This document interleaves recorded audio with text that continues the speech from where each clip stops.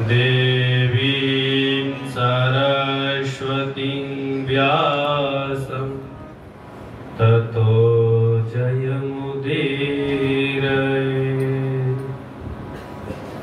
सीतानाथ समारम्भां रामानन्दार्य मध्यमाम्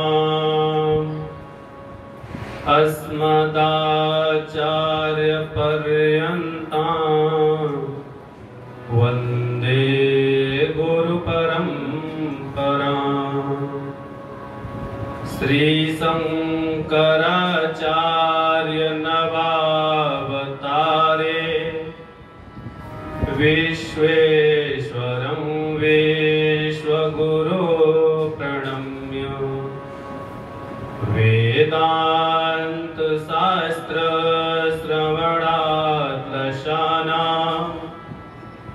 बोधाय कुर्वे कमपि प्रयत्नं बोधाय कुर्वे कमपि प्रयत्नं। सतगुरुदेव भगवान के पावन पुनीत चरण कमलों में प्रणाम करते हुए, पूज्य महाराज श्री जी के चरणों में प्रणाम करते हुए, मंचासीन सभी संत महापुरुषों के चरणों में प्रणाम करते हुए, आप सभी के हृदय में विराजमान अपने आराध्य देव के चरणों में प्रणाम करते हुए, आइए मन और वाणी को थोड़ा सा पवित्र कर लें।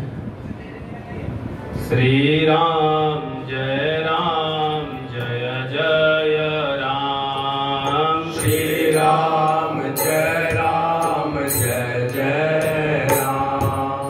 श्री राम जय जय राम। श्री राम जय जय राम। श्री राम जय जय राम। श्री राम जय जय राम। बोलिए सतगुरुदेव भगवान की जय, हमारे बाबा जी की जय।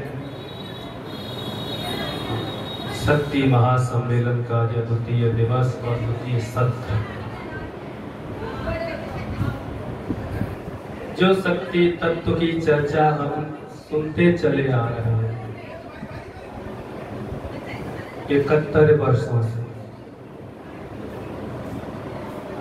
प्रति वर्ष ये सम्मेलन होता है और इस सम्मेलन का करने का जो तात्पर्य है वो है कि जो जीवात्मा अपने गंतव्य स्थान से भटका हुआ है, उस तत्व में से अलग हो गया है, वापस उस तत्व में मिल जाए, यह इसकी भावना है। वेद कहता है कि जो ब्रह्म है उसी को 3 भागों में जब बांटा गया, जीव शक्ति, जड़ शक्ति और प्रेरक परमात्मा। भोक्ता भोग्यम प्रेरितारम च मत्वा सर्वं प्रोक्तम त्रिविधम ब्रह्ममय तत्। जो ये जीवात्मा है, ये जीव शक्ति है, ये परमात्मा से अलग है। फिर वेद कहता है द्वा सुपर्णा सयुजा सखाया समानम रक्षम परिसस्व जाते। ये जीवात्मा परमात्मा से अलग हो गया है। तयोरन्यः पिप्पलम स्वादु अत्रि असनन्ययो अभिचारकसी।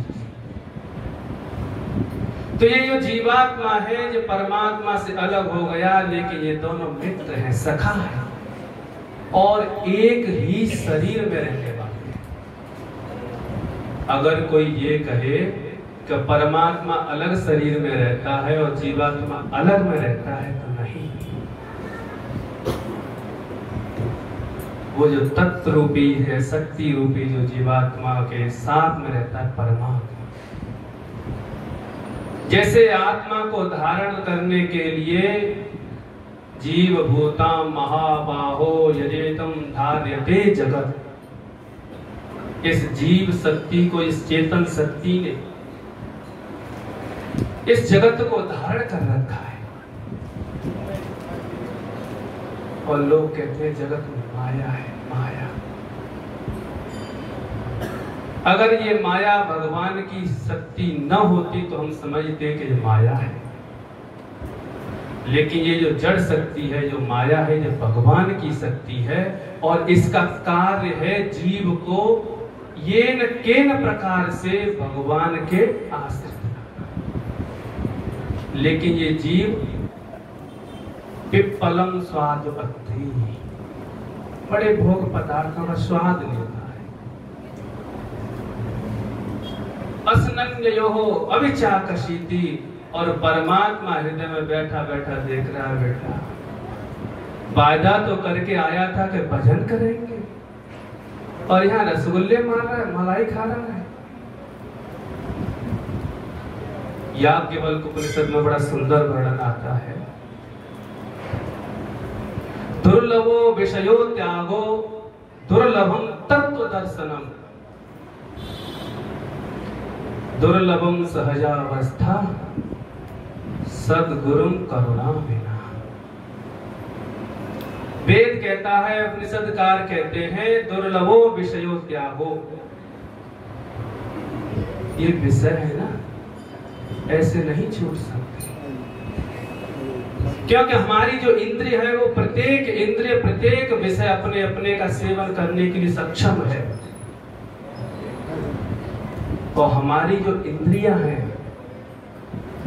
वो अपने अपने विषय में अच्छी तरह से ग्रहण करती है। चक्षु इंद्रिय कहती है सौंदर्य को मिले, देखने के लिए सुंदरता मिले। कर्ण इंद्रिय कहती है अच्छा संगीत हमें मिले। स्पर्श इंद्रिय कहती है कि अच्छी कोमल स्पर्श करने के लिए मिले। वाक इंद्रिय कहती है अच्छा बोलने के लिए मिले। और कैसे अच्छी तरह से है आप अंदाजा लगाओ, जब किसी की चुगली हो रही हो तो कर्ण इंद्रिय कैसे मन करता है अच्छा सुनो, शांति से सुनो। और फिर ये जीवात्मा कहता है कि हमारी इंद्रियों में और भगवान की इंद्रियों में क्या अंतर है। वेद कहता है न तस्य कार्यम करणम च विद्यते न तत् समस्या विधिकस्य दृश्यते परास्य सत्तिर विविधय श्रूयते स्वाभाविकी ज्ञान बल क्रिया। वेद कहता है कि हम जो अपनी इंद्रियों को भगवान की इंद्रियों से जो तुलना करते हैं, तो भगवान की इंद्रिय कोई वैसी इंद्रिय नहीं जो 20 साल की अवस्था में भी चश्मा लग जाए और 50 की अवस्था में भी चश्मा लग जाए। भगवान की कर्ण इंद्रिय हमारी कर्ण इंद्रिय की तरह नहीं है कि सुनना बंद कर दे। ये तो जितनी इंद्रियां जो सुनना बंद करती है, देखना बंद करती है, बोलना बंद करती है, ये इस जीव की है, इस जड़ चेतन की, जड़ की है, इस शरीर की है ये इंद्रिय। क्योंकि भगवान की जो इंद्रिय है परास्य शक्तिर विविधय श्रूयते, उस इंद्रियों की शक्ति के बारे में बहुत प्रकाश से सुना गया है, उस शक्ति के बारे में बहुत श्रवण किया है। और उनमें शक्ति कौन सी है? स्वाभाविकी, बनाई नहीं गई है, स्वतः है। और हम लोग चश्मा लगाते हैं जो बनावटी शक्ति है, मशीन लगाते हैं कानों में जो बनावटी शक्ति है। वो जो शक्ति है वो भगवान की परमपिता परमात्मा की इंद्रियों में स्वभाव की है और स्वाभाविक उनमें बल है। तो विषयता हमारा शक्ति तत्व, उस तत्व को प्राप्त करने के लिए इस जीवात्मा को साधना करनी पड़ेगी। क्योंकि दुर्लभो विषयो त्यागो दुर्लभम तत्व दर्शनम, जब विषयों का त्याग करना इतना कठिन है तो क्या वो तत्व सहजता से प्राप्त हो जाएगा? कदापि नहीं सोचना चाहिए। अगर उसको प्राप्त करा सकता है कोई, दुर्लभो सहजावस्था, सहज में प्राप्त करा देंगे उस दुर्लभ तत्व को। कौन? सद्गुरु करुणा में नामो, सद्गुरु की कृपा, उसकी करुणा, उसकी दया, और उसी के द्वारा ये शक्ति दी जा सकती है कि विषयों का त्याग हो जाए, उस तत्व का दर्शन हो जाए, और वो सहज अवस्था हमको प्राप्त हो जाए कि फिर हमें चिंतन नहीं करना पड़ता, चिंतन होता रहता है।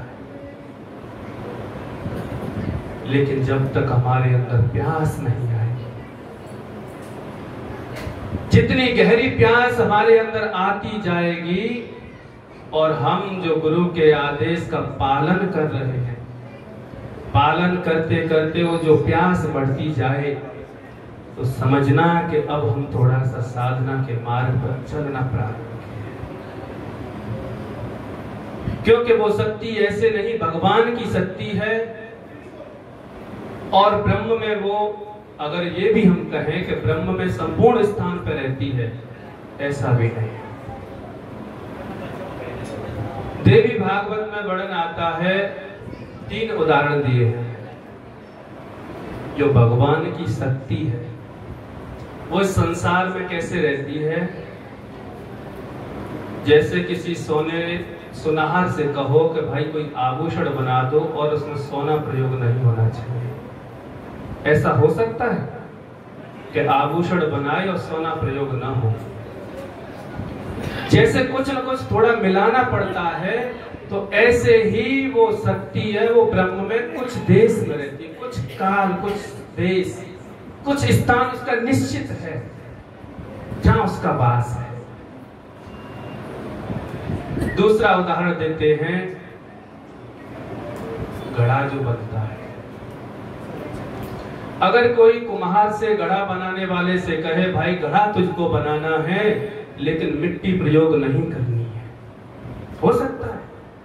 नहीं हो सकता।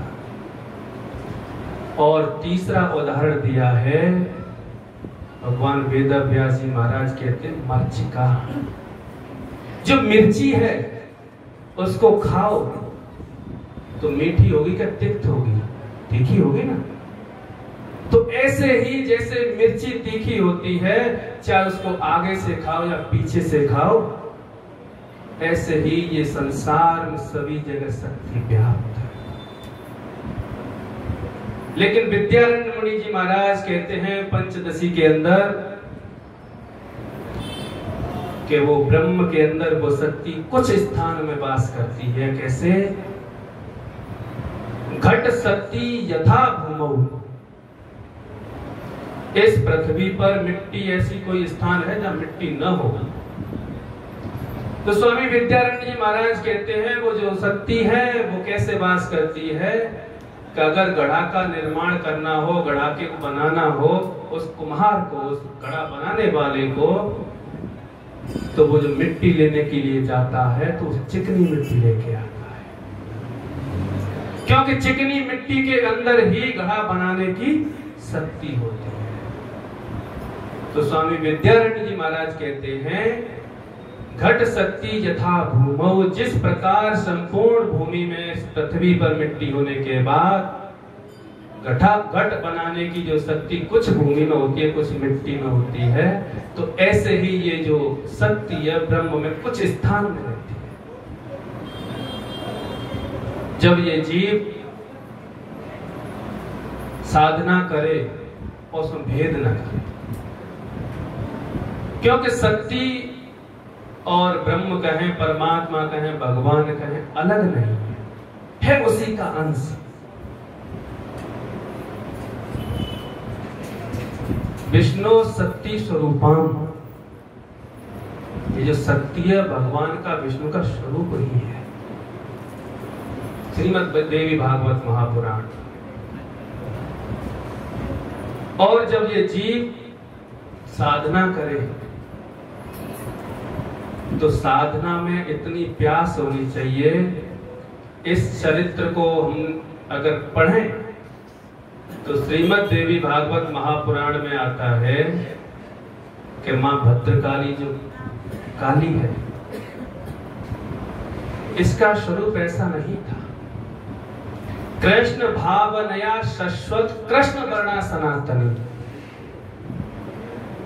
कृष्ण की भावनाओं में डूबने के बाद स्वयं का जो रंग है उस सनातन शक्ति का कृष्ण वर्ण बन गया। इतनी प्यास, इतनी जिज्ञासा हमारे अंदर होनी चाहिए।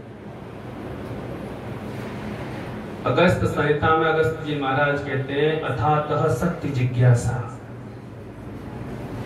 हर जीव को जो ये जीव शक्ति है हमारे अंदर, इसको जिज्ञासा होनी चाहिए कि हम उस परम शक्ति से अलग हुए हैं, उसको प्राप्त कर लिया जाए।